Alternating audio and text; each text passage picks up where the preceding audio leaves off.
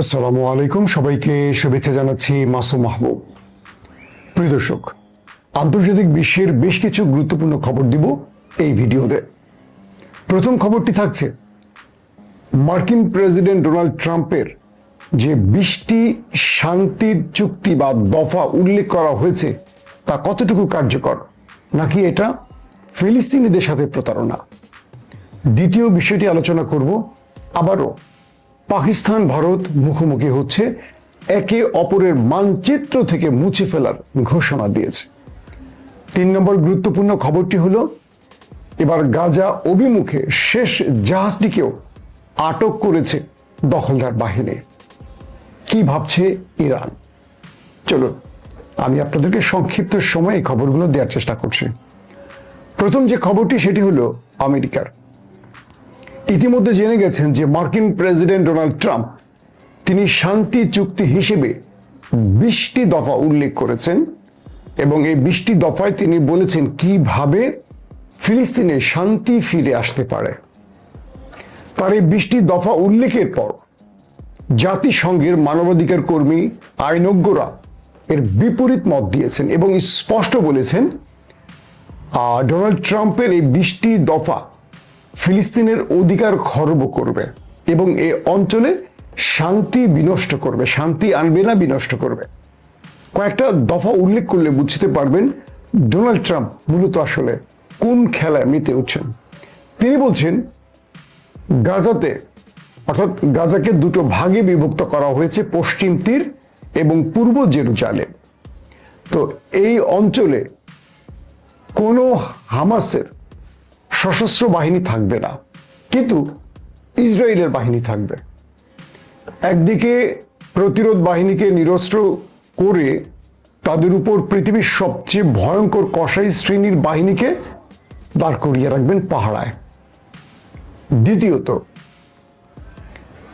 গাজা বা ফিলিস্তিনের পুরো দায়িত্ব নেবে অন্তর্বর্তীকালীন সরকার, অর্থাৎ এটা জাতিসংঘের না, এটা হবে আমেরিকার পছন্দের কোনো একটি সরকার এবং জাতিসংঘ এটা টেক কেয়ার করবে না, এটা করবে কে? আমেরিকা, ডোনাল্ড ট্রাম্পের পছন্দের কেউ, মানে পুরোপুরি ইসরায়েলের পক্ষে। 3 নম্বর, যত বন্দী আছে ইসরায়েলের সকল বন্দীকে মুক্তি দিতে হবে, কিন্তু ফিলিস্তিনের যত বন্দী আছে দখলদারদের হাতে তাদের মুক্তি দেওয়া হবে না, অল্প কিছু দেয়া হবে নামকে অস্তে। তো ডোনাল্ড ট্রাম্প যে চুক্তিগুলো 20টি দফা উল্লেখ করেছেন এর একটিও ফিলিস্তিনের শান্তির পক্ষে নয়। মূলত তিনি দখলদার দেশটির পক্ষ নিয়ে, দখলদার দেশটি যা চেয়েছে তারই প্রকাশ ঘটিয়েছেন এই 20টি দফায়।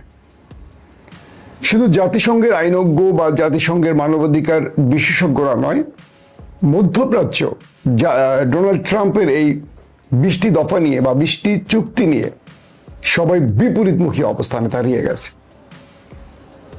গাজার প্রতিরোধ বাহিনী বলছে মূলত আমেরিকা ইসরায়েলকে সামনে রেখে এ অঞ্চলের দখল নিতে চাইছে।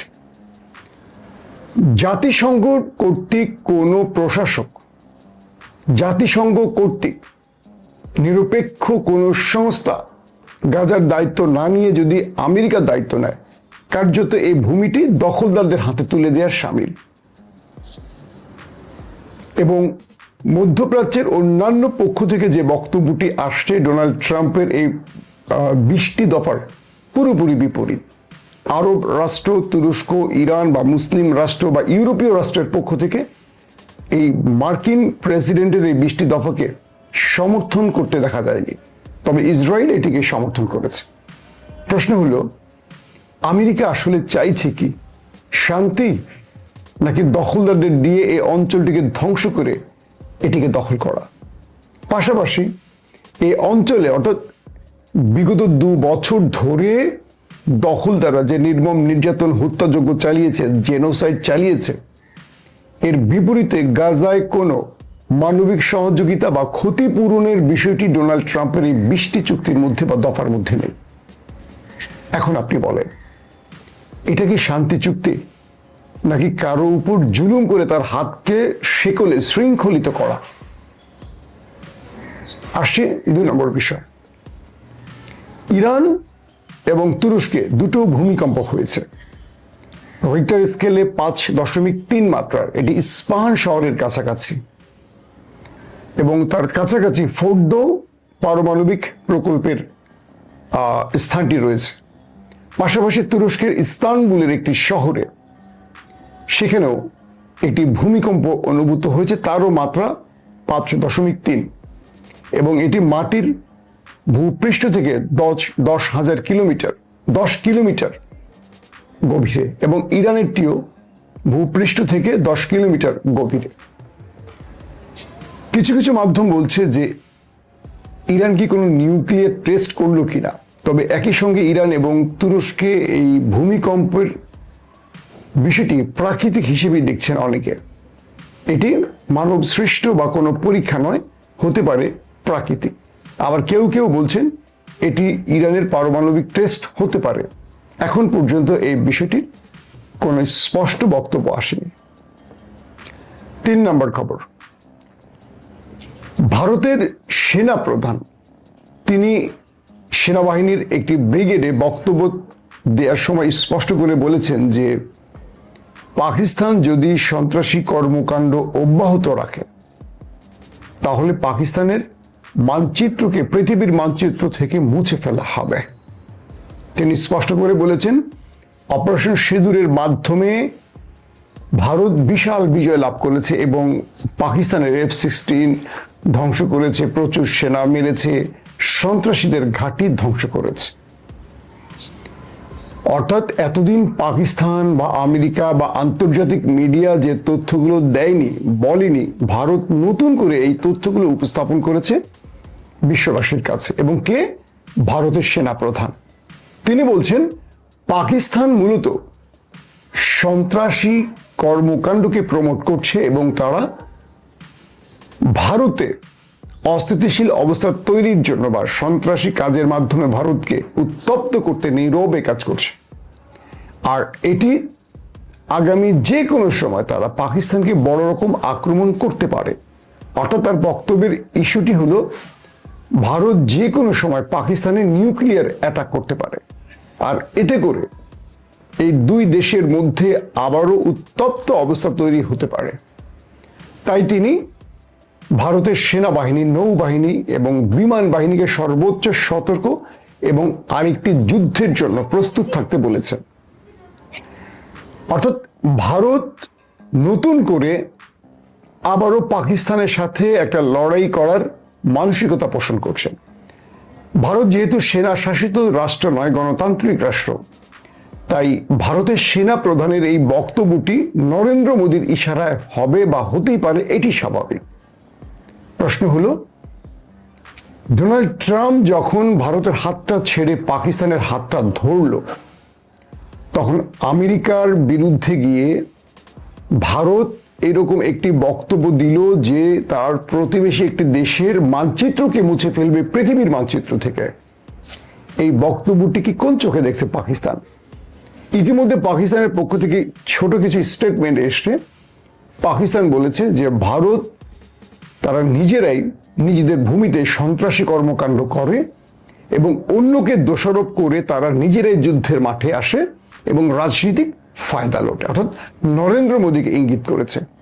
পাশাপাশি এটিও বলেছে পাকিস্তান যদি ভুলেও কোনো প্রকার আক্রমণের চিন্তা করে ভারত পাকিস্তানে, তাহলে বিগত সময়গুলোতে পাকিস্তান যেভাবে রিটালিয়েট করেছে, প্রতি উত্তর দিয়েছে, তার চেয়ে বেশি প্রতি উত্তর পাবে ভারত এবং পাকিস্তান সেজন্য প্রস্তুত আছে।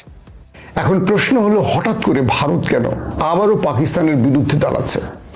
যখন পাকিস্তানের পাশে রয়েছে আমেরিকা, যখন পাকিস্তানের পাশে রয়েছে মধ্যপ্রাচ্য অর্থাৎ আরব রাষ্ট্রগুলো এবং একে অপরের সাথে চুক্তি করছে, তখন ভারতের সেনাপ্রধান হঠাৎ করে এইরকম গরম বক্তব্য দিচ্ছেন কেন? অর্থাৎ ভারতকে বিশেষ জায়গা থেকে কোনো সিগন্যাল দেয়া হয়েছে, ধরেন ইসরায়েলের পক্ষ থেকে?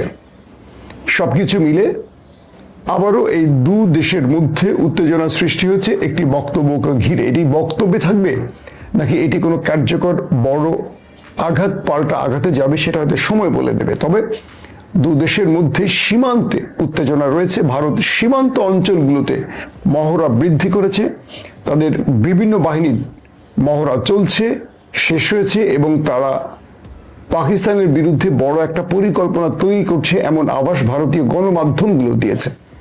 এবং তারা এখন পর্যন্ত বারবারই বলছে যে অপারেশন সিঁদুর শেষ হয়নি। তার মানে ভারত একটা মোক্ষম সময়ের অপেক্ষায় আছে যে তারা পাকিস্তানের কোনো দুর্বল পয়েন্ট পেলেই সেখানে তারা নতুন করে আবারও আক্রমণে ঝাঁপিয়ে পড়বে।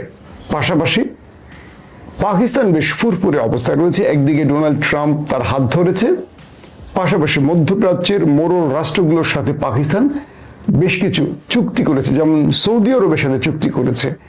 পাকিস্তানে আক্রমণ মানে সৌদিতে আক্রমণ, সৌদিতে আক্রমণ মানে পাকিস্তানে আক্রমণ। তো এই বিষয়টি শুধু সৌদি নয়, নীরবে বাকি আরব রাষ্ট্রগুলোর সাথেও পাকিস্তানের একটা আলোচনা চলছে। তাই এই যাত্রায় ভারত পাকিস্তানে আক্রমণ করতে হলে অনেক হিসেব নিকেশ করতে হবে। শেষ করছি যে খবরটি দিয়ে, গাজার উদ্দেশ্যে বা গাজার অভিমুখে রওনা হওয়া যে জাহাজগুলো, ত্রাণবাহী জাহাজ, তার সর্বশেষ জাহাজটিকেও আটক করেছে দখলদার বাহিনী এবং পৃথিবীর প্রতিটি দেশ থেকে এর কড়া প্রতিবাদ আসছে। প্রত্যেকটি দেশ, তুরস্ক থেকে শুরু করে ইউরোপীয় দেশগুলো দখলদারদের ব্যাপক সমালোচনা করছে। শুধু দখলদার নয়, এর জন্য আমেরিকারও সমালোচনা করা হচ্ছে এবং বলা হচ্ছে দ্রুত এই জাহাজগুলোকে মুক্তি দেয়া, জাহাজে আটক নাবিকদের, ত্রাণ কর্মীদের মুক্তি দেয়া এবং এই ত্রাণগুলো গাজার মানবিক সহায়তার জন্য পৌঁছে দেয়া বা তাদেরকে সহযোগিতা করার জোর দাবি উঠছে।